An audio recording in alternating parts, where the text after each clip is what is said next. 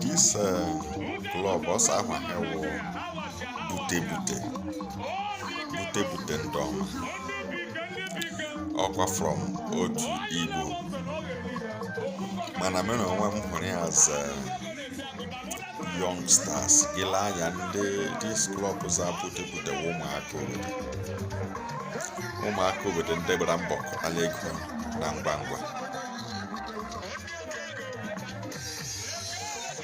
Manasim or the his Omako Bedino now. Memonejibo, Memonehick, Memonemego, Piameme, spend the thousands of naira, huge thousands. Equipment, so the his. Asi Hena Mamma Jaga Anodo. Watch all my quality should be around. Yes, this club Bute Bute Ndoma hasn't saw the easy. Una Baleala.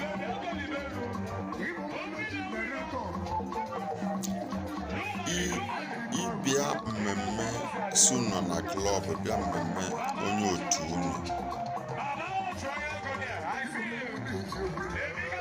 Vie udi ego nwere weight ego barobro na mmemme onye otu mmewene ekwunso dị hizi Bute Bute club unu kwa ndị ọma dịka ha onye gbugbo si na Bute Bute club ndị ọma so unu ụkwụ ndị ọma ahụ etipụrụ m ụka nga tikwa ọnụ nga na-ekwuso n'ụkwụ because ọ dị hizi ndị Igbo tụrụ elu soja wee vuru ozu n'onye ọrụ ya dara ifu ikpeshenku ma na-efuru keke ahụda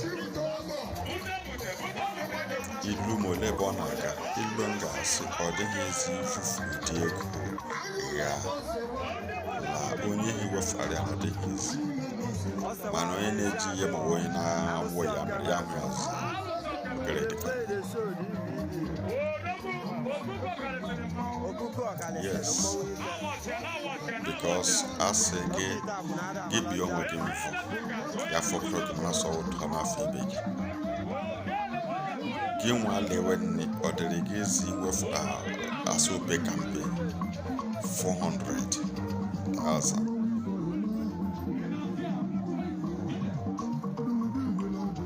Ya worry on also within 20 minutes or 30 minutes.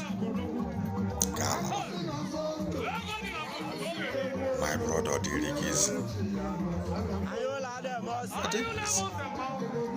that is why I give more money equal senior respect because of this. That is why I need a video no go. Second calendar go to club Bute Bute Ndoma youngsters in Igbo land. How we are born Abuja. As Abraham second calendar or the easy. Ihoye na-enwe ka ekwesị aka ya and ka ọma gbanewu nka ịchọrọ bụghị ka ọjọọ unu mere nke dị mma ndị otu soja club Bute Bute Ndoma adịghị ọ dịghị ezi ọhịa mbrasị ka nkele ụmụnne m asịnsị adịrị unu mgbe olu tere aka sị unu egwu unu na-eji mere odogwu akasị agachiri youngsters unu zara Bute Bute betimino umenye unu youngsters ndị nwere obi ime ọgọ ndị nwere obi mmefe aka ndị nwere obi imere mmadụ ibe ha sị ya dịkwara m